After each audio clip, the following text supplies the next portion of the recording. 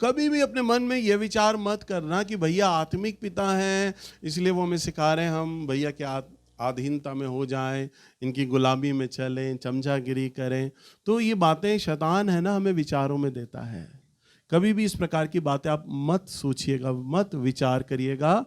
यदि मैं आपको सिखा रहा हूं तो मैं भी एक आत्मिक शिष्य हूं और मैं अपने आत्मिक पिता का आत्मिक शिष्य हूं।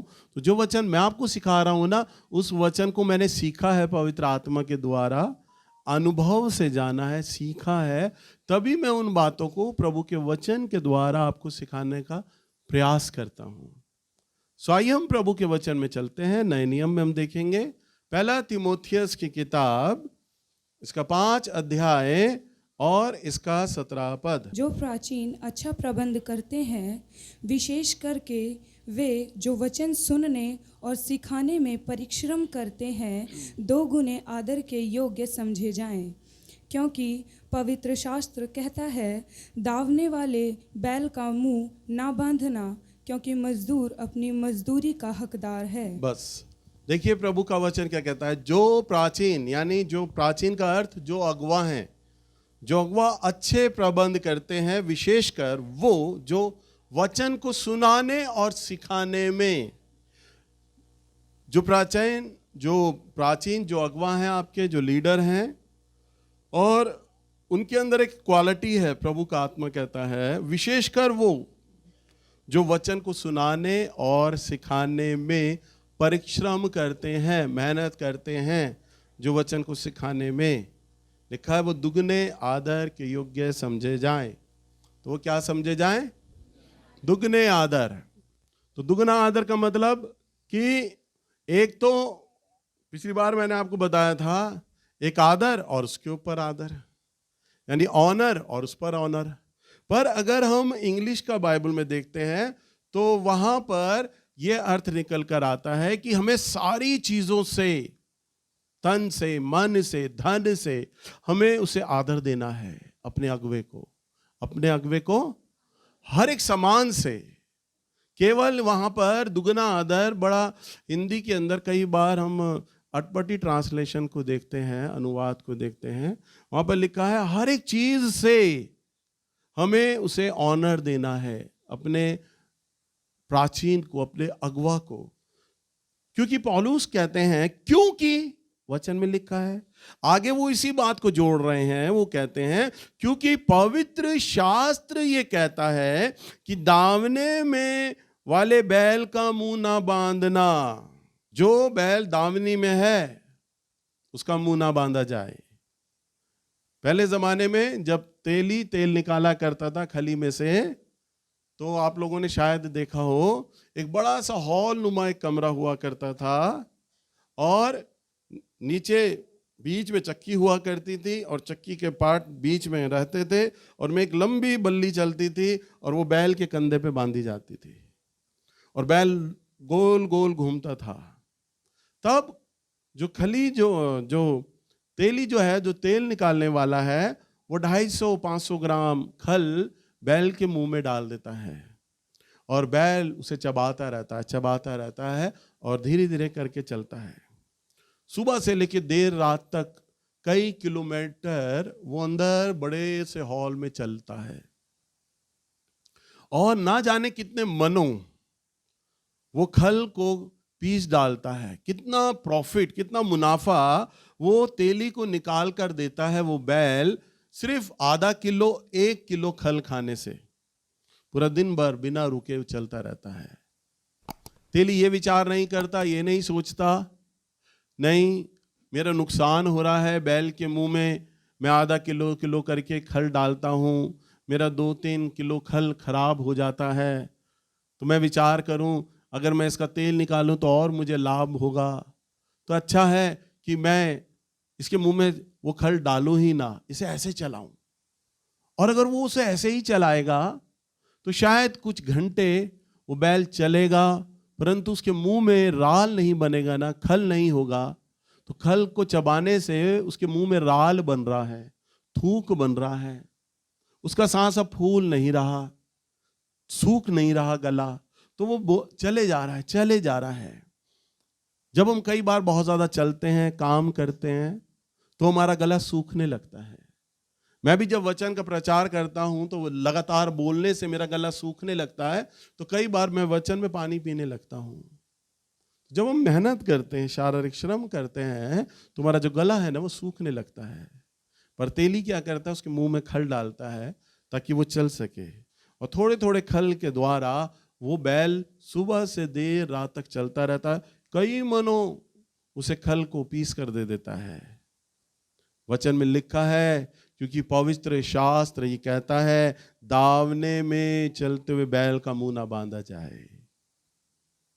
यानी उसके मुंह में कपड़ा ना बांध दो, मुंह में खल डालो, चलाओ उसे रोको मत, क्योंकि मजदूर अपनी मजदूरी का हकदार है।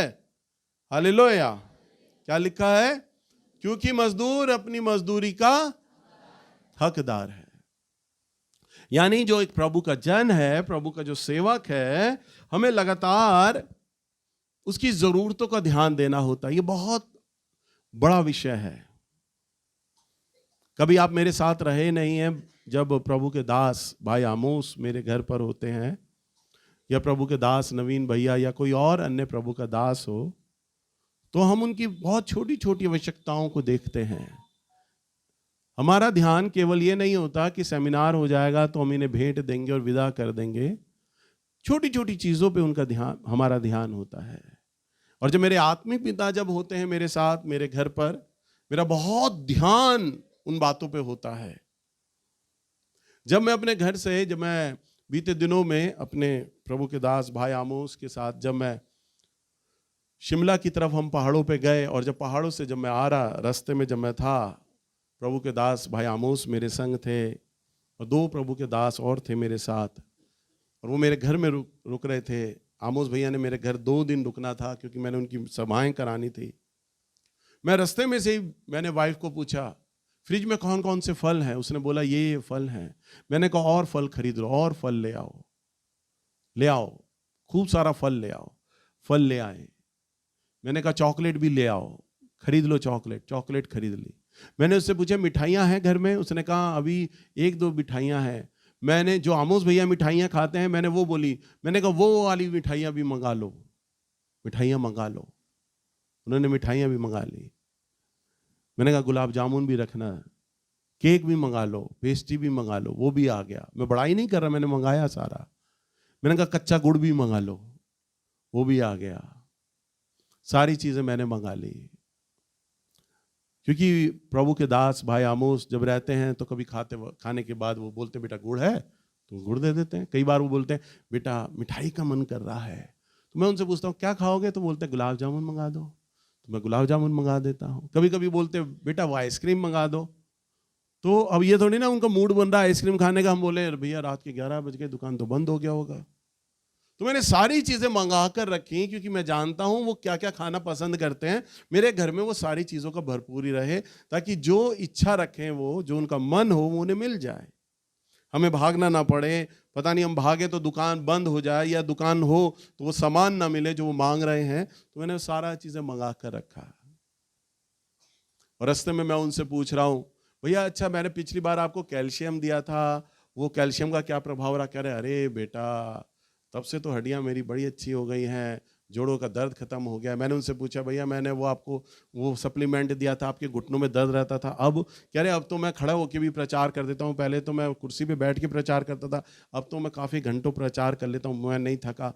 मैंने तुरंत अपने बेटे को फ़ोन मारा, फलानी जगह जा, वो वाले सप्लीमेंट लेके आ। मैंने उनसे पूछा, मैंने आपके पास सप्लीमेंट है भैया? कह रहे नहीं बेटा अब तो खत्म हो गए वो। तो मैंने कहा ठीक है। मैंने रास्ते में से ही, भैया को नहीं पता, हम जहाँ ढाबे पे रुकते पानी पीने के लिए, फ्रेश होने के लिए, चाय पीने के लिए, मैं तब बीच बीच में अपनी पत्नी को, अपने बेटे को ड्यूटी पे लगा के रखता, तुम ये करो, तुम ये करो, तुम ये करो, तुम ये करो, सारी चीज़ों का प्रबंध। घर पे आए मैंने अपनी पत्नी को कहा चादर बिछा देना, नई चादर हो, सारी चीज़ें अच्छी हों। उनके आने से पहले, जब वो आ रहे थे, उनके आने से पहले मैंने खुद अपने हाथों से बाथरूम को धोया, सारी टाइलें वाइलें चमकाई, नलके वलके चमका दिए, नया बना दिया बाथरूम। प्रभु का दास आकर रहेगा, हर एक चीज चमका दी अच्छे से, फांस चुभने का एहसास भी ना हो। ये इसलिए नहीं मैं या मेरा परिवार हम आशीष पाने के भूखे हैं, नहीं। पर प्रभु ने हमें बीते वर्षों में इन बातों को सिखाया, हमने सीखा। क्योंकि आज मैं भी एक प्रभु का दास हूं, मैं भी एक प्रभु का जन हूं। मेरे लिए भी कोई व्यक्ति जब सेवाओं में वो चीज़ें देता है, करता है, मुझे बड़ा अच्छा लगता है। अरे सैकड़ों लोगों की कलीसिया है, पर ये परिवार मेरी सूदी रखता है, ये परिवार मेरा ध्यान रखता है, तो इसका खाना बनाने का तरीका, इसकी सेवाएं ये दर्शा रही हैं, मुझसे बहुत प्रेम करता है। परंतु मैंने प्रभु का ये नियम सीखा है, हमें प्रभु से ये आशीषें प्राप्त करने के लिए नहीं करना कि प्रभु हमें चंगा करेगा, हमें धन पर आशीष देगा, परंतु प्रभु के दास लोगों को वो प्यार करते हैं, वो उनकी सेवाएं करते हैं जो परमेश्वर से प्रेम करते हैं। हालेलुया। मैं अपने आमोस भैया की बात नहीं कर रहा, मैं नवीन भैया की बात नहीं कर रहा। मेरे सामने कोई छोटा भी दास हो, बड़ा दास हो, मेरा उससे संपर्क हो ना हो, मैं जानूं या ना जानूं, परंतु मेरे सामने कोई भी आता है, मैं उनकी सेवाएं करता हूं। कोई और पासबान भी आता है, मैं उसको ऐसे रिसीव करता हूं जैसे बड़ा एक अभिषिक्त दास मेरे सामने आया है और मेरे चर्च में वो सेवा दे रहा है, मैं उनको वैसे ही ग्रहण करता हूं। क्यों करता हूं? क्योंकि मैं उस परमेश्वर से, जिस परमेश्वर से मैं बहुत प्यार करता हूं ना, मेरे परमेश्वर की वो सेवा करता है। हालेलुया। तो मेरे चर्च में वो बेटे बेटियां, चाहे वो क्वायर में हो, प्रचारक में हो, भविष्यवाणी में हो, मेरे चर्च में लड़के लड़कियां हो, वो मेरे बहुत नज़दीक आ जाते हैं, वो मुझे बहुत प्यारे लगते हैं, जो प्रभु की सेवा करते हैं तन्मन्यता के साथ। चाहे वो बर्तन मांजने वाले ही क्यों ना लोग हों, झाड़ू लगाने वाले क्यों ना लोग हों, गाने वाले क्यों ना हो, बजाने वाले क्यों ना हो, जो प्रभु के लिए वो गा रहे होते हैं, बजा रहे होते हैं, सेवा कर रहे होते हैं, और मैं उनमें देख रहा होता हूं कि ईमानदारी से कर रहे हैं, ये बड़े लगन से प्रभु के लिए कर रहे हैं, तो मेरे मन में ना उन लोगों के लिए बहुत आदर आ जाता है, बहुत इज्जत करता हूं। फिर मैं ऐसे लोगों की बहुत प्यार करता हूं कि ये है ना मेरे प्रभु की सेवा कर रहे हैं, मेरे प्रभु के लिए आराधना करें। और मेरे से कोशिश होती है कि मैं उनकी कमी घटी को देखूं, जानूं, कि अगर उनके परिवार में भी कोई कमी चल रही है तो मैं उस परिवार को पूरा कर सकूं चीज़ को। तो मेरे सामने जो भी कलीसिया के जो बेटे बेटियां सेवा करते हैं, भले ही मेरी उनसे बातचीत नहीं होती, पर मैं कलीसिया के प्रचारकों से उनकी खोज खबर रखता रहता हूं कि फलाने व्यक्ति के घर में आजकल क्या चल रहा है, फलाने के घर में क्या चल रहा है, क्योंकि मेरा मन उनसे से जुड़ चुका है, क्योंकि मैं देखता हूँ कि वो प्रभु के लिए इस्तेमाल हो रहे हैं, काम कर रहे हैं, तो मैं उनसे प्यार करता हूँ। तो यहाँ पर अगर हम वचन को एक और देखें, निकाले रोमियो की किताब, इसका 12 अध्याय और इसका 13 पद। पवित्र लोगों को जो कुछ आवश्यक है हो उसमें उनकी सहायता करो, पहुनाई करने में लगे रहो। बस लिखा है पवित्र लोगों को जो कुछ आवश्यक हो, जो यानी उनकी जरूरतें हैं, जो उनकी आवश्यकताएं हैं, वचन में लिखा है उनकी सहायता करो, उनकी सहायता करो, पहनुवाई करने में, यानी कि सेवा करने में तुम लगे रहो। ये एक आदेश है पूरी कलीसिया के लिए, सभी लोगों के लिए, हर एक विश्वासी व्यक्ति के लिए, कि वो जो देखता है ना सामने एक पवित्र जन है। मैंने क्यों कहा कि मैं अपने कलीसिया में उन बच्चों के प्रति बड़े प्रेम से, बड़े आदर के साथ, बड़ी इज्जत से उन लोगों के लिए मैं भर जाता हूं। क्यों भर जाता हूं? क्योंकि मैं देखता हूं ये हृदय से प्रभु की सेवाएं दे रहे हैं। तो ये खाली मेरा जो वचन है ना, मैं आमोस भैया पर लागू नहीं कर रहा कि आमोस भैया मेरे आत्मिक पिता हैं तो उनसे ही मेरा लेन देन होगा, उनसे ही मेरा सारी चीजें हैं, मतलब है मेरा ना। मेरे कलीसिया में जो मेरे छोटे हैं लोग हैं, मैं प्रचारकों की भी गिनती नहीं कर रहा, प्रचारक लोग तो अलग बात है, पर आपको लगेगा प्रचारक लोगों से भी भैया का काम पड़ता है, पर मैं तो सब लोगों का कह रहा हूं, जो ड्रम बजा रहा है, जो कीबोर्ड बजा रहा है, जो गा रहा है, जो भेंट दे रहा है, जो झाड़ू लगा रहा है, जो भविष्यवाणी कर रहा है, और सब लोग जो दिल से करते हैं, मेरा मन उनके प्रति आदर से भर जाता है, इज्जत से भर जाता है। वचन में लिखा है उसमें उनकी सहायता करो, उनकी मदद करो। हालेलुया। सो आपके सामने अगर आप प्रभु से प्यार करते हैं तो अगवा तो बहुत बड़ी बात हो जाता है, परंतु आपके सामने आपके विश्वासी जगत के लोग, कलीसिया में भी वो लोग जो सेवाएं दे रहे हैं, स्थानीय प्रचारक लोग, या जो गाते बजाते हैं वो लोग, या जो लोग झाड़ू लगा रहे हैं वो लोग, जो सेवाएं दे रहे हैं, आपको उनकी पहनुवाई करना चाहिए। हालेलुया। क्योंकि वचन में लिखा है, इब्रानियों की किताब 13 अध्याय और इसके दूसरे पद में अगर हम देखें, यहां पर बहुत सुंदर बात लिखा है। क्या लिखा है? इब्रानियों 13:2, तिथि सत्कार करना ना भूलना, क्योंकि इसके द्वारा कुछ लोगों ने अनजाने में स्वर्गदूतों का आदर सत्कार किया है। हाँ, आदर सत्कार करना मत भूलना। जो अभिषिक्त लोग हैं, जो प्रभु के दास लोग हैं, जो विश्वासी लोग हैं, उनकी सेवाएं देना मत भूलना, मत छोड़ना। क्योंकि लिखा है, अनजाने में नहीं मालूम तुम्हें कितने लोगों ने स्वर्गदूतों की सेवाएं दे दी हैं। हालेलुया। वो विश्वासी जगत के लोग जो विश्वास करते हैं, वो पवित्र आत्मा पाए हुए जन हैं, उनके साथ स्वर्गदूत चलते हैं। अगर आप उन्हें खुश कर रहे हैं, आप उनकी सुधि ले रहे हैं, तो परमेश्वर उसका प्रतिफल आपको अवश्य देगा। उदाहरण के तौर पर, जब संजय मेरे घर पर राशन लाया, तो मेरे साथ जो प्रभु ने चंगा करने वाले स्वर्गदूत ठहराए हैं ना, प्रभु ने उन्हें आज्ञा दिया कि ते मेरे दास की सेवा टहल की है, जाओ इसके बच्चों को चंगा कर दो। तो वह स्वर्गदूत इसके घर में गए और उन्होंने इनके बच्चों को चंगा कर दिया। अनजाने में अभिषिक्त लोगों के साथ जब आप व्यवहार करते हैं, तो प्रभु की आत्मा के संग वो आप व्यवहार करते हैं। प्रभु के एक दास रहे थे, ब्रदर डीजीएस दिनाकरन। बहुत सारे लोगों ने नाम सुना होगा। यीशु बुलाता है कि सेवकाई।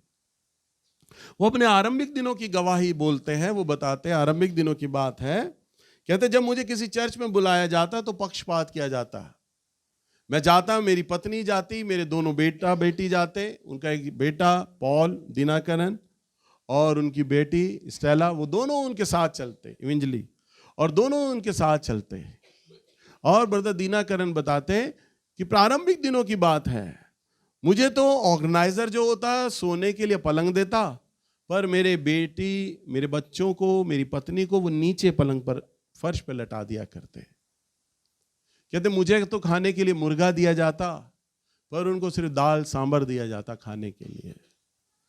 एक पिता जो प्रभु का जन है, दास है, जब वो दोहरा व्यवहार लोगों को करते हुए देखता, उसके मन में वो चुभन होती है। क्योंकि वो अपनी पत्नी को नीचे सोता हुआ देख रहा है। वो विचार कर रहा है, अच्छा आज मैं प्रॉफिट हूं, प्रभु का दास हूं, तो प्रभु मुझे तो ऑर्गेनाइजर लोग, पास्टर्स लोग मुझे तो पलंग दे रहे हैं, पर मेरी पत्नी को तो नीचे सुलाया है, मेरे बच्चों को नीचे सुलाया है। वो एक प्रभु का दास भी है। तो जब वो एक पत्नी के विषय में देख रहा है, मेरी पत्नी तो नीचे बैठी है, सो रही है, मेरे बच्चे नीचे पड़े हैं, तो एक पिता का हृदय दुख रहा है। दावने में चलते हुए बैल का मुंह ना बांधा जाए। जब ऐसा मन टूटा हुआ है, तो उस चर्च में क्या आशीष आएगा? क्योंकि प्रभु का दास का मन तो टूट गया है। अब उसके मन से वो क्या भविष्यवाणियां निकलेंगी? एक महान भविष्यवक्ता भारत का जो प्रभु में सो गए, वो बताते अपनी गवाही, मुझे तो खाने के लिए मुर्गा दिया जाता, पर मेरे बच्चों को वड़ा और सांबर दे दिया जाता। उनके मन में चुभन होती, मैं तो अच्छा चिकन खा रहा हूं, एग करी खा रहा हूं, मेरी तो बड़ी सेवाएं दी जा रही हैं, पर मेरी पत्नी को तो सांबर दिया गया है, सांबर चावल, मेरे बच्चे सांबर चावल खा रहे हैं और मैं इतना अच्छा खाना खा रहा हूं। ऐसे चर्च में एक प्रभु का दास क्या प्रचार करेगा? क्या उसके मन से उस लोगों के लिए, उन लोगों के लिए वो आशीष निकलेगा? क्योंकि वो एक अभिषिक्त जन, वहां पर केवल अभिषिक्त जन नहीं है, वो एक पति भी है और पिता भी है। हालेलुया। कई बार मैंने आप लोगों को अनाउंस किया है कि जो पीछे वाली लाइन है, कुर्सी वाली लाइन है, ये मेरे परिवार के लिए और प्रचारकों के परिवार के लिए है। कलीसिया ना बैठा करे। कई बार हमने अनाउंस किया है, कई बार सनी ने अनाउंस किया है, संजय ने अनाउंस किया है, भाई सतीश को भी हमने बोला हुआ है, वो भी वहाँ पर खड़े होते हैं। कलीसिया के लोगों को मना करते हैं कि यहाँ पर भैया का परिवार आएगा, प्रचारक लोगों के परिवार आएंगे, वो बैठेंगे, मेहरबानी से आप पीछे वाली लाइन में ना बैठें। पर कलीसिया के लोग भाई सतीश से हर हफ्ते लड़ते हैं, भाई सतीश बताते हैं आज उस औरत ने बदतमीजी करी, उसने बोला। कई बार बेचारे तो वो तो चुप रहते हैं। संजय को पता चलता, संजय मुझे बताता है भाई सतीश से वो व्यक्ति बोल रहा था, वो बहन बोल रही थी। तो सुन के बड़ा चोट लगता है।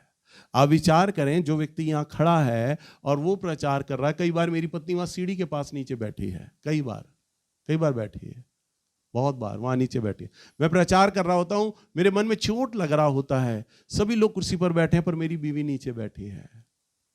कई बार मुझे चोट लग रहा होता है, मेरे बच्चे नीचे बैठे हैं या कुर्सियों पर सभी लोग बैठे हैं, चोट लग रहा होता है। मेरा परिवार क्यों नहीं है सामने? मैं वचन प्रचार कर रहा हूं, वो लोग क्यों नहीं है सामने? कई बार मैं आता हूं, जो मार्क है उसकी पत्नी शर्मिला वो सीढ़ी पे बैठी होती है, नीचे बैठी होती है। कई बार मैं उसको कहता हूं बेटा अंदर बैठ जा, नीचे चली जा अंदर, कुर्सियां भरी होती हैं। एक पास्टर की वाइफ, जो लड़का जो मेरे साथ सेवा में जिसने आरंभ किया, उसकी पत्नी अपने बच्चों के संग नीचे बैठी होती है, कलीसिया के लोग सामने बैठे होते हैं।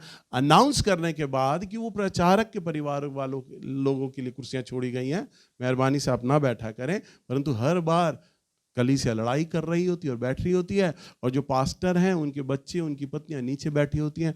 देखकर अच्छा नहीं लगता। दावने में चलते हुए बैल का अंडा मुंह बांधा जाए। आपको ये बातें ध्यान देने वाली हैं। मैं ऐसा कभी नहीं कर सकता कि मैं आमोस भैया को तो यहां पर बुलाऊं, उन्हें तो अपने सिंहासन पर बैठा दूं, और आमोस भैया की जो पत्नी होंगी उन्हें नीचे बैठा दूं, या उनके बेटे को नीचे बैठा दूं।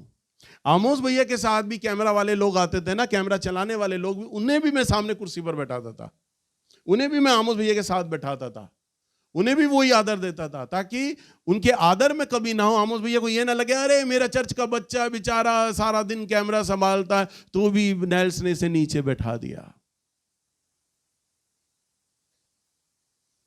नहीं, उनका मन में हल्का सा भी अगर ये बात आ गया ना, तो जो वचन का जो प्रकाशन वो लेकर यहां खड़े होंगे ना, वो वचन प्रकाशन पवित्र आत्मा नहीं बोलेगा, क्योंकि मैंने दावने में चलते हुए बैल का मुंह बांध दिया।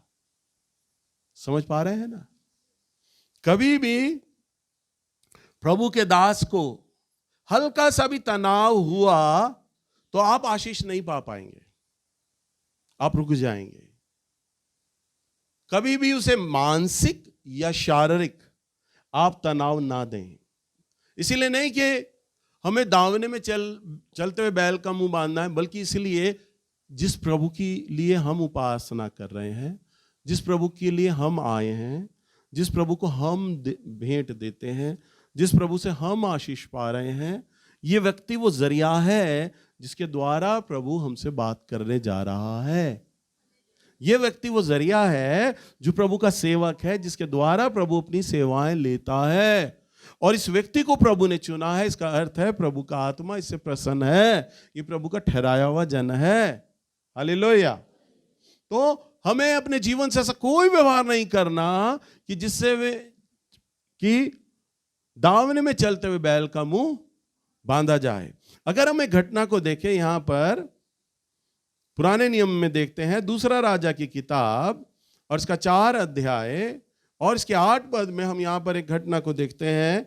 यहां पे एक महान प्रॉफिट है, एलिया का चेला जो है एलीशा।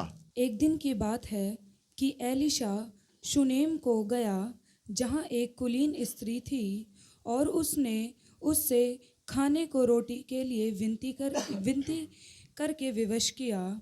जब वह उधर से जाता तब वह वहाँ रोटी खाने को उतरता था। हाँ, देखिए उस स्त्री ने, एक मिनट, यहां पर वचन में लिखा है एलीशा जब शुनेम को गया तो वहां एक कुलीन स्त्री थी।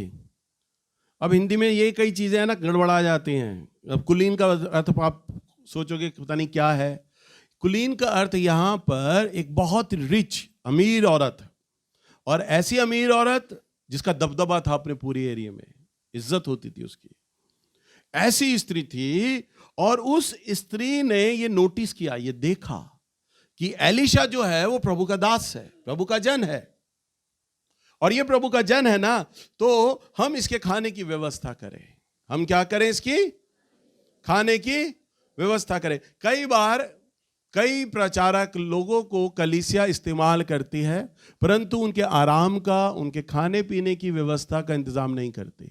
बहुत बार ऐसा होता है, हमारे साथ भी हुआ है, आप लोग भी ऐसा करते हो। बहुत बार ऐसा होता है कि उनके खाने का, चीज़ों का आराम वो नहीं देखते कि इनके द्वारा हमें आशीषें मिली। यहाँ पर लिखा है उस स्त्री ने देखा कि उस स्त्री ने उसे एलिया के खाने के लिए उसे एलीशा को बुलाया करती थी। यहाँ लिखा है उसे विवश किया, मजबूर किया, विद्य की, अनुरोध किया, रिक्वेस्ट किया। एलीशा ने बोला होगा नहीं मैं बहुत बिजी रहता हूं, मैं तेरे घर नहीं आ सकता सिर्फ खाना खाने के लिए। उसने बड़े रिक्वेस्ट किया होगा, मैं प्रभु के भक्त के लिए कुछ करना चाहती हूँ, मैं प्रभु की सेवाएं देना चाहती हूँ, प्लीज आप थोड़ी देर के लिए आ जाए। हम कोई प्रार्थना नहीं कराएंगे, हम कोई आपसे आशीष नहीं मांगना चाहते, हम सिर्फ चाहते हैं बस आप आएँ, थोड़ा आराम कर लें, आप आएँ, हमें सेवा का मौका दें, हम आपको अच्छा खाना खिलाना चाहते हैं। आप जाते हैं यात्रा पे यात्रा करते हैं, प्लीज आप हमारे घर आएँ। उसने ऐसा रिक्वेस्ट किया होगा, लिखा है विनती करके विवश किया। और लिखा है जब जब एलीशा वहां आता था तो रोटी खाने को उतरता पता नहीं क्या जहाज था जो उतरता था, वहां आता था, वहां पर आता था। कितना खराब अनुवाद है, खाने को उतरता नहीं था। वो हमेशा वो स्त्री उससे पूछा करती थी, अच्छा अब आप प्रभु के दास अब कब आओगे? वो बताता था अगले महीने हम आएंगे इस समय। तो वो अगले महीने आने की तिथि उसे रख लिया करती थी। अच्छा जब आप आएंगे ना तो आते वक्त जब आप यहां से जाएंगे तो आप मेरे घर रुक के जाइएगा, प्लीज आपसे मैं निवेदन करती हूँ, हमारा घर आपके लिए खुला है, हमारे घर आप रुकिएगा, हमारे घर आप खाइएगा। वो उससे विनती करती थी, टाइम तय करते थे, दिन तय करते थे। और लिखा है जब जब एलीशा वहां आता था फिर उसी स्त्री के घर जाया करता और भोजन करता था। और 9वें पद में उस स्त्री ने अपने पति से कहा, सुन, यह जो बार बार हमारे यहाँ से होकर जाया करता है वह मुझे परमेश्वर का पवित्र भक्त जान पड़ता है। हम भीत पर एक छोटी उपरोठी कोठरी बनाएं और उसमें उसके लिए एक खाट, एक मेज, एक कुर्सी और एक दीवट रखें कि जब जब वह हमारे यहाँ आए तब तब उसी में टीका करे। हाँ, उसने, उस स्त्री ने अपने पति से कहा यह प्रभु का एक बहुत गहरा जन है, मैं महसूस कर रही हूं आत्मा में, प्रभु का बहुत निकटतम धर्मी जन है। और मैं चाहती हूं कि अभी तो ये हमारे साथ बैठकर ही हमारे बीच में खाता पीता है, थोड़ी देर आराम करता हो चला जाता है, पर मैं ये चाहती हूं हम अपने ऊपर छत पे एक इसके लिए अलग से कमरा बना दें, बहुत अच्छा आलीशान कमरा बनाएं और उस कमरे में हम उसके लिए खाट रखें, यानी एक पलंग रखें, एक मेज रखें, कुर्सी रखें और एक दिया दीवट भी रखें। ये वहां की लग्जरी थी, वहां का सामान था। तब वहां कूलर, एसी, फ्रिज नहीं हुआ करते थे, तब यहां पर 2-4 गिने गिने सामान ही हुआ करते थे। उस औरत ने उस प्रभु के दास के लिए जो भी जरूरत का सामान था, उस जमाने का जो भी लग्जरियस सामान था, वो सब उसने प्रभु के दास के लिए अरेंज किया। इसके लिए पलंग होना चाहिए सोने के लिए, बैठने के लिए कुर्सी होना चाहिए, टेबल भी होना चाहिए। अगर ये प्रभु का कोई संदेश तैयार करता है, कुछ लिखता है, कोई प्रभु की बात लिखता, आवाज लिखता, तो संदेश रखने के लिए, लिखने के लिए भी एक टेबल होना चाहिए, दिया दीवट भी होना चाहिए कि रात बेरात में अगर प्रभु का आत्मा जगाए कुछ बोले तो ये लिख सके, वो भी रोशनी का प्रबंध होना चाहिए। वो सब हम इंतजाम इसके लिए करेंगे। और उस कुलीन स्त्री ने अपने पति को कहकर ये सारा इंतजाम प्रभु के दास के लिए ऊपर करा दिया। हालेलुया। अभी कुछ दिन पहले मेरे बेटे को प्रभु ने सपने में दिखाया, मैं तुम्हें एक बहुत बड़ा घर देने पर हूं, जमीन वाला घर नीचे। मेरे बेटे ने, शानू ने मुझसे राय ली, पापा अब इस घर का क्या करोगे, फिर बेचोगे? मैंने कहा नहीं बेटा, बेचूंगा नहीं। मैंने कहा अगर हम उस घर में शिफ्ट हो जाएंगे तो ये घर हम रखेंगे, लॉक रखेंगे, साफ रखेंगे, कभी कोई प्रचारक लोग आया करेंगे तो इसमें रुका करेंगे, हम बेचेंगे नहीं। ये प्रभु का आशीष है, हम इसे सेल आउट नहीं करेंगे। कोई भी प्रभु का दास हो, कहीं से भी आएगा, वो हमारे घर में रुका करेगा। ये हमने विचार किया। तो जैसे उस स्त्री ने विचार किया कि प्रभु का दास आएगा, हम उसके लिए अच्छे से अच्छे जगह पर रखेंगे, तब एलीशा उनके घर में रुकने लग गया। एलिशा को अच्छा लगता, ये स्त्री मेरा इतना आदर करती है, इसका पति इतना आदर करता है, ये अच्छा अच्छा खाना हमारे को खिलाते हैं, इन्होंने हमारे लिए हर अच्छी सुविधाएं कर रखी हैं, ये छोटी छोटी बातों में हमारे लिए चिंता करती है। जैसे मैंने अभी आपको उदाहरण दिया ना, मैं जब आ रहा था आमोस भैया को लेकर, मैं अपनी पत्नी को क्या कह रहा, गुड़ है, मिठाई है, चॉकलेट है, फल है, खाने की ये चीजें हैं, सारा इंतजाम कर लो। छोटी छोटी बातों की चिंता, उनके मल्टीविटामिन, सारी बातों की चिंता। ऐसी वो स्त्री भी छोटी छोटी बातों की ही चिंता किया करती थी। एक दिन एलिशा पलंग पर लेटा हुआ अपने चेले गहेजी को कहता है, ये स्त्री बहुत भली है, बहुत छोटी छोटी बातों की चिंता करती है मेरे विषय में, मैं इनके लिए कुछ करना चाहता हूं, मैं चाहता हूं प्रभु इन्हें आशीष दे, जो सेवाएं ये पति पत्नी मिलकर दे रहे हैं ना, उसका प्रतिफल इन्हें मिलना चाहिए। हालेलुया। जब आप प्रभु के जन के लिए कुछ करते हैं ना, तो ना चाहते हुए उसके हृदय से आपके लिए आशीषें निकलने लगती हैं कि ये आशीषित हो, ये परिवार आशीषित हो, ये जन आशीषित होना चाहिए, ये व्यक्ति आशीषित होना चाहिए। तो उस व्यक्ति के लिए चाह कर है ना, हृदय से वो अच्छा अच्छा बातें निकलने लग जाती हैं। आसमान धरती एक हो जाए, हम इसके लिए कुछ करें। एलिशा विचार करने लग गया, कुछ इनके लिए अच्छा होना चाहिए। उसने कहा जा उस स्त्री को बुला के ला। वो स्त्री आती है सामने। अब जब वो स्त्री आ जाती है ना उसके सामने, तो 13वां पद में हम पढ़ते हैं, एलिशा कहता है, तब उसने गहेजी से कहा, इससे कह कि तूने हमारे लिए ऐसी बड़ी चिंता की है, तो तेरे लिए क्या किया जाए। हाँ, बड़ा विचार कर रहा है वो, तेरे लिए हम क्या करें। हाँ, क्या तेरी चर्चा राजा या प्रधान या सेनापति से की जाए। उसने उत्तर दिया, मैं तो अपने ही लोगों में रहती हूँ। हाँ, फिर उसने कहा, एक मिनट यहां पर देखो।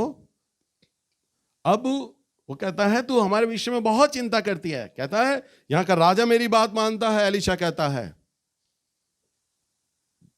राजा मेरी बात मानता है, मैं राजा को बोलूंगा तेरे पति को नौकरी पे रख लेगा, तुम्हें एक अच्छा बड़ा मकान लेकर बना सकता है। जो राजा को कहूंगा तुम्हारे लिए करे वो करेगा, सेनापति को बोलूंगा वो करेगा, प्रधान को बोलूंगा वो करेगा, सब लोग मेरी बात मानते हैं, बता मैं तेरे लिए क्या करूं। हालेलुया। तेरे लिए क्या करूं। प्रभु के दास लोगों को कोई भी जब सेवा देता है ना, भोजन खिलाता है, तो वो ये चाहता है कि मुझे आशीषें मिले। परंतु एलीशा उस स्त्री से कह रहा है, मैं तेरे लिए एक आशीष का कारण बन सकता हूं, कुछ ना कुछ करना चाहता हूं तेरे लिए, बता क्या करूं मैं। बताओ, वो एलीशा जिसके पास नामान गया था। हालेलुया। नामान कोड़ी की घटना पता है ना, वो भी सेनापति था, उसे भी कोड़ था, पूरा रथ भर के सोना चांदी लेकर आया था एलीशा को देने के लिए, पर एलीशा तो अपनी झोपड़ी से ही नहीं निकला बाहर। गहेजी को कह दिया, जा बोल दे यरदन में जाए और 7 डुबकियां मार ले, मैंने इससे मुलाकात ही नहीं करनी, जान पहचान ही नहीं बढ़ानी, जाना ही नहीं, मना कर दिया एलीशा ने। और ऐसा एलीशा का मन पिघल गया, बताओ मैं तेरे लिए क्या करूं। क्यों प्रभु के दास का मन खिंच गया? सिर्फ सेवाएं देखकर। किस लिए? कई बार मेरी लोगों से बातचीत चलती है ना, पता है मैं अपनी तारीफ नहीं कर रहा, तारीफ करते हुए मेरे चेहरे में स्माइल आ गई। पता है क्यों? मेरे अंदर एक क्वालिटी है बड़ी अच्छी, मैं बहुत अच्छा चेला हूं, हर फील्ड में, हर क्षेत्र में अच्छा चेला हूं मैं। और कई बार मैं लोगों को सिखाता हूं, चेला अच्छा होना चाहिए, गुरु आपको सिखाए ना सिखाए, चेले में वो क्वालिटी है ना, तो गुरु से अपने आप ज्ञान ले लेता है। उस वक्त जो आमोस भैया ने प्रचारक लोग बुलाए थे ना, जिन प्रचारकों ने जो वचन दिए थे, वो वचन कट टू कट याद है मुझे, अभी तक 30 साल का पुराना वचन सुना हुआ याद है। मैं तारीफ ही नहीं कर रहा, याद है मुझे। और मेरी कलीसिया को मैं संदेश देता हूं और उनसे पूछता हूं, पिछले सप्ताह मैंने क्या बताया था? लोग गोल। 2 बजे वाली सभा से लोगों से पूछूंगा ना, बेटा क्या बताया था, वचन क्या था? भैया दीनाकरण, खाना, एलीशा, गहेजी, यह आपने प्रचार किया था। उसमें क्या प्रकाशन था, क्या वचन था, नहीं सीखा। इसलिए 93 में मैं गया ना, लाखों लोग भैया से आ गए, सेमिनार में आ गए, मिल गए, अभिषेक पा लिया, मेरी तरह पास्टर नहीं बना। बहुत कम बने, विरले लोग उनके पास, उसमें नेल्स की गिनती है। क्यों? क्योंकि अच्छा चेला हूं मैं, जो सीखा सारा ग्रैब कर दिया। एलीशा कहता है मैं राजा से, प्रधान से, सेनापति से तेरे लिए हर चीज कर सकता हूं, बता क्या करूं? वो कहती कुछ भी नहीं। तो फिर 14वें पद में क्या होता है? फिर उसने कहा, तो इसके लिए क्या किया जाए? हाँ, गहेजी ने उत्तर दिया, निश्चय इसके कोई लड़का नहीं और उसका पति बूढ़ा है। उसने कहा, उसको बुला ले। और जब उसने उसे बुलाया तब वह द्वार में खड़ी हुई। तब उसने कहा, वसंत ऋतु आने के दिन में पूरे होने पर तू एक बेटा छाती से लगाएगी। हालेलुया। अब देखो वो कह रहा है इसके लिए कुछ करना है, आशीष देनी है, इन्हें तरक्की देनी है, सफल बनाना है, कुछ करना है। गहेजी कहता है मुझे लगता है इनके पास बच्चा नहीं है, बूढ़े हो रहे हैं ये दोनों, पति भी बूढ़ा हो गया है, यह धेड़ उम्र की हो गई है, इन्हें संतान नहीं हुई पूरी जवानी में। प्रभु तेरे दास, प्रभु के भक्त, तेरे पास वो अभिषेक है, अगर तू कहेगा तो इसके बेटा हो सकता है। वो कहता बुला उसको, फिर बुलाता है, कहता देख अगले वर्ष तू अपने बेटे को अपनी छाती से लगाएगी, तुझे बेटा होगा। वो औरत रोने लग जाती है। प्रभु के दास मजाक मत कर, मैं बूढ़ी हो गई हूं, मेरा पति बूढ़ा है, मजाक मत कर, वो बोलती है। और देखो यहां पर क्या लिखा है, वो बोलती है, पढ़ो बेटा आगे।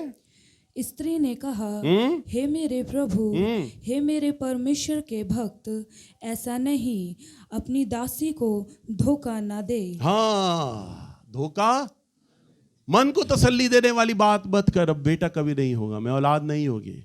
पर प्रभु का दास मन से चाहता था प्रभु इनके लिए कुछ करे, क्योंकि वो सेवा से मजबूर हो गया था। वो किससे मजबूर हो गया था? किससे? सेवा से। आप स्वर्ग को खींच कर नीचे उतार सकते हैं, स्वर्ग को लूट सकते हैं आप, अगर आपके अंदर सेवा देने वाला मन होना, तो आप परमेश्वर से वो सारी चीजें ले सकते हैं जो आप चाहते हैं। हालेलुया।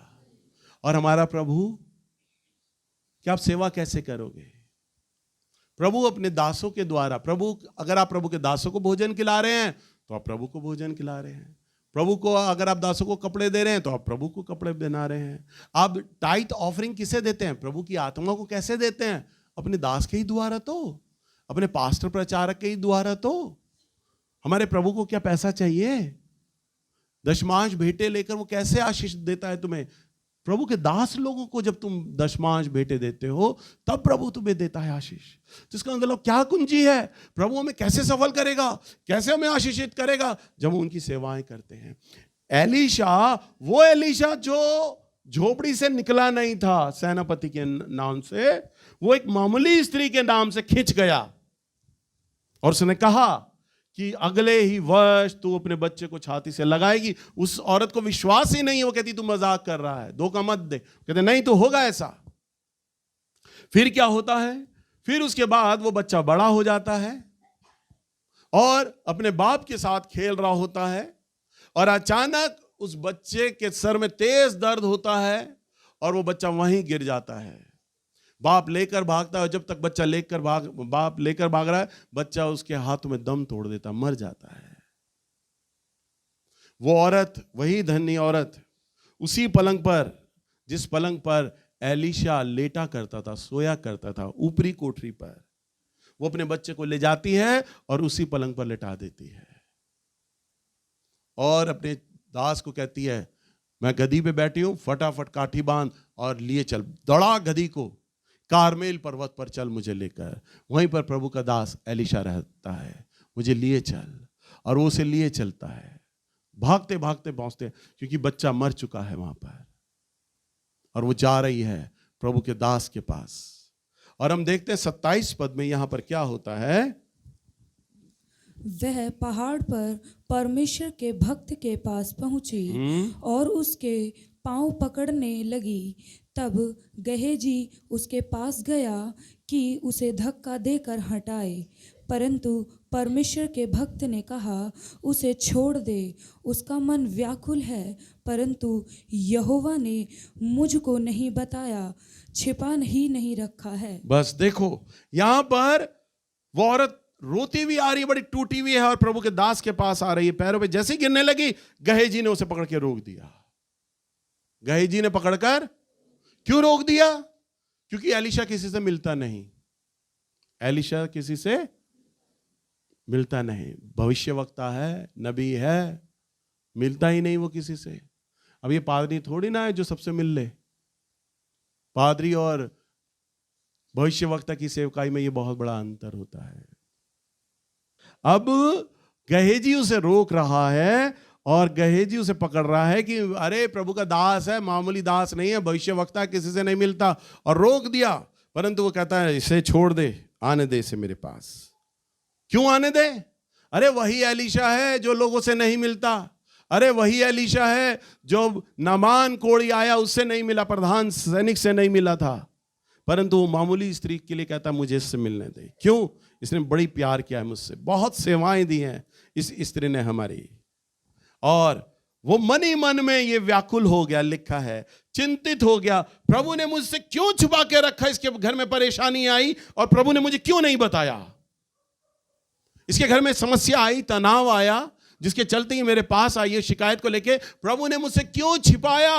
दर्द है एलीशा के मन में, इस परिवार में कोई मुसीबत आनी ही नहीं चाहिए थी, ये बहुत प्यारा परिवार है, क्यों प्रभु ने मुझसे छिपा कर रखी। एलीशा के मन में दर्द है उस बात का। 28 पद में, तब वह कहने लगी, क्या मैंने अपने प्रभु से पुत्र का वर मांगा था? क्या मैंने ना कहा था मुझे धोखा ना दे? तब एलीशा ने गहेजी से कहा, अपनी कमर बांध और मेरी छड़ी हाथ में लेकर चला जा। मार्ग में यदि कोई तुझे मिले तो उसका कुशल ना पूछना, और कोई तेरा कुशल पूछे तो उसको उत्तर ना देना, और मेरी यह छड़ी उस लड़के के मुंह पर रख देना। तब उसके लड़के की माँ ने एलीशा से कहा, यहोवा के और तेरे जीवन की शपथ, मैं तुझे ना छोड़ूंगी। इसलिए वह उठकर उसके पीछे पीछे चला। बस अब देखो क्या हुआ। जब वो औरत आकर उसके पास रोने लगी, एलीशा ने प्रभु के साथ ये विवाद किया, प्रभु की आत्मा, आपने मुझे क्यों नहीं बताया इस औरत के विषय में। तब वो कहता है गहेजी को, ले फटाफट छड़ी ले और जाकर इसके बच्चे के मुंह पे रखना, वो बच्चा जीवित हो जाएगा। वो बोल रहा है मेरे जाने की जरूरत नहीं है, जा तू जा ऐसा कर। परंतु वो औरत ने रोई उसके आगे, नहीं प्रभु के दास, मैं तुझे नहीं छोड़ूंगी, यहोवा की शपथ मैं तुझे नहीं छोड़ूंगी, तुझे भी मेरे साथ चलना होगा। बस उस औरत की पुकार को सुनकर लिखा है एलीशा भी उस औरत के पीछे चल पड़ा, उस औरत के पीछे।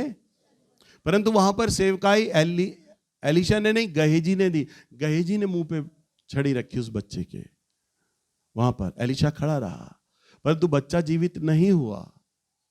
तब वो औरत रोती है कि प्रभु के दास, मेरा बच्चा जिंदा भी नहीं हुआ। फिर एलीशा उस बच्चे के ऊपर छाती के बल लेट जाता है और प्रभु से दुहाई मांगता है, और प्रभु एलीशा की प्रार्थना को सुनकर बच्चे को पुनर्जीवन दे देते हैं, वो बच्चा जीवित हो जाता है। हालेलुया। उस बच्चे के लिए रोता है। एलीशा एक बार लेटता है, गिड़गिड़ाता है, प्रार्थना करता है, बच्चा नहीं जिंदा होता। तब एलीशा, वचन में लिखा है, एलीशा कमरे में गोल गोल घूमता है, आप घर जाके पढ़िएगा, गोल गोल घूमता है, प्रभु के सामने लड़ रहा है, विवाद कर रहा है। प्रभु, ये औरत बहुत सेवाएं दे रही है, इसका पति बहुत सेवाएं दे रहा है, ये बच्चा प्रभु जब मैंने आपसे बोला था तब आपने आशीष के रूप में दिया, ये बच्चा मर कैसे सकता है प्रभु जी, बच्चा बचना ही चाहिए मेरे पिता। एक बार उसने प्रार्थना की, बच्चा नहीं जिंदा हुआ। फिर जाता है एलीशा और रोते हुए फिर बच्चे के ऊपर लेट जाता है और गिड़गिड़ाता है, प्रभु इस बच्चे को प्राण दे, प्राण दे, और लड़ रहा होता है प्रभु से। और वचन में लिखा है, तब बच्चा 3 बार छींकता है और बेटा आंखें खोल देता है। हालेलुया। परमेश्वर कैसे मजबूर हुआ आशीष को देने के लिए, क्योंकि परमेश्वर का दास बीच में आ गया था आशीष लेने के लिए। और परमेश्वर का दास कैसे मजबूर हुआ था आशीष देने के लिए? क्योंकि वो उन सेवाओं से वो बंधा पड़ा था, उस प्यार से वो बंधा पड़ा था। ये मेरा परिवार है, ये मेरी बहन है, ये बच्चा मेरा है, आपको इसे जीवन दान देना ही होगा। और जब उस स्त्री की सेवाओं को देखकर परमेश्वर के दास का मन पिघल गया। ये एक आपसी रिलेशन था, ये एक आपसी मन था। हम देखते हैं वचन में, जब स्वर्गदूत अब्राहम के पास आते हैं और कहते हैं हम देख सोदोम और अमोरा को बर्बाद करने जा रहे हैं, तब एकदम से उसे याद आता, अरे सोदोम में तो मेरा बेटा लूत रहता है, मेरा भतीजा, उसके बेटे बहू दमाद बेटे बेटियां सब रहते हैं, वो मर जाएंगे। वो कहता है प्रभु तू उन्हें बचा ले, वो तो वहां पर रहते हैं। वो कहते हैं वो सब नगर पापी है। सब नगर क्या है? पापी है, व्यभिचार है, शराब, बहुत हर तरह का मूर्ति पूजा हो रहा है। वो अब प्रभु जलाने पर है। वो कहता है प्रभु 50 लोग होंगे तो छोड़ देगा? स्वर्गदूत कहते हैं अगर 45 भी हुए ना तो हम छोड़ देंगे। फिर वो स्वर्गदूत 2 कदम आगे चलने लगते हैं। अब्राहम लेट कर कहता है हे मेरे परमेश्वर, यदि सोदोम और अमोरा में अगर 40 भी हुए तो। वो लोगों के लिए नहीं रोता, उसे चिंता थी अपने भतीजे लूत की और उसके परिवार की। स्वर्गदूत चलते हुए कहते अगर 35 भी हुए तो। वो और आगे बढ़ जाते हैं। अब्राहम कहता 30 अगर हुए तो। वो कहता अगर 25 भी हुए तो। आखिर में बहुत दूर स्वर्गदूत चले जाते हैं। अब्राहम रोता है। अब्राहम कहता है प्रभु, अंदाजा लगाता मेरे लूत के परिवार में 10-12 लोग तो हैं ही कम से कम। वो कहता है अगर प्रभु 10 लोग हुए तो। आकाशवाणी आती है, आवाज आती है आकाश से, 5 भी हुए तो भी मैं छोड़ दूंगा। इसका मतलब लूत या उसका परिवार धर्मी नहीं था, परंतु अब्राहम अड़ गया वहां पर। मैं प्यार करता हूं, वो मेरे लोग हैं, बर्बाद नहीं होने चाहिए। इसका मतलब 5 लोग भी सोदोम और अमोरा में नहीं थे धर्मी लोग। सोदोम और अमोरा को मारने जा रहा था, जलाने जा रहा था, परंतु अब्राहम के प्यार ने लूत, उसकी पत्नी और उसके बच्चों को बचा लिया। स्वर्गदूत पहले ही वहां जाते हैं और कहते हैं तुम बाहर निकलो, हम जलाने पर हैं इस घर को, इस पूरे नगर को जला देंगे, बाहर भागो। हालेलुया। इसका अर्थ है परमेश्वर का जन किसी व्यक्ति से अगर प्रेम करता है तो उस व्यक्ति पर परमेश्वर विपदा लाने से पहले ना 100 बार सोचेगा। कई बार मेरी ताऊ से बात हो रही होती है, कई बार मैंने एक जवाब देता हूं, बातचीत चल रही होती है। ये कहते बेटे तेरे बेटे के साथ कभी ऐसा हो जाए, तेरी बेटी के साथ ऐसा हो जाए, तो मैं उन्हें जवाब देता हूं भाई ताऊ ये मेरे बच्चे हैं, मेरे कुछ इन पे बुरा होने से भी पहले है ना मेरा प्रभु 100 बार सोचेगा। क्यों गारंटी है? क्योंकि मुझे जो मेरा रिलेशन मेरे प्रभु से है ना, मैं उस रिलेशन पे बोलता हूं 100 बार मेरा प्रभु सोचेगा इन पे समस्या डालने से पहले, विपदा डालने से पहले 100 बार। क्यों? गारंटी ले रहा हूं मैं, क्योंकि मेरा रिलेशन मेरे प्रभु से जो है, मैंने कहा 100 बार मेरा प्रभु सोचेगा इन पे वो समस्या डालने से पहले। अब ऐसा नहीं होगा। और वही चीज जो मेरे 3 बच्चों के साथ है ना, वो मेरे बायोलॉजिकल बच्चे हैं। आप मेरे स्पिरिचुअल बेटे बेटियां हो, मेरे आत्मिक बच्चे। और जिन आत्मिक बच्चों से मैं इमोशनली कनेक्ट हूं, आपको याद होगा प्रॉफेट नवीन जोगी जब हमारे वहां पे थे माउंट ऑलिवेट में, उन्होंने क्या कहा, भैया आने वाले 3 साल में प्रभु आपको, आपके बच्चों को 3 साल बहुत बढ़ोतरी के देगा, बहुत कटनी काटोगे। और फिर उन्होंने कहा और प्रभु कह रहा है आपके आत्मिक बच्चों के साथ भी वही चीज होगी कि वो बड़ी कटनी काटेंगे। याद है आप लोगों को? तो क्यों बोला? क्योंकि मेरे जो आत्मिक बच्चे जिनसे मैं इमोशनली कनेक्ट हूंगा ना, प्रभु उन पर वही विपदा, जैसे मेरे 3 बच्चों के संग व्यवहार करेगा ना, वही व्यवहार उनके साथ भी करेगा। हालेलुया। प्रभु स्मरण करेगा कि ये बच्चे मेरे साथ कनेक्ट हैं। मैं इमोशनली संजय से बड़ा कनेक्ट हूं, संजय मेरे से बड़ा कनेक्ट है, संजय मेरे लिए प्रार्थना करता है।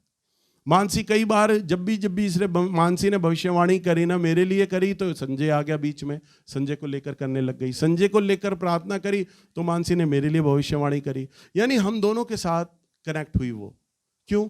क्योंकि प्रभु ने जब जब मेरे को सोचा तो उसने संजय को सोचा, जब जब संजय के लिए सोचा तब तब मेरे लिए सोचा।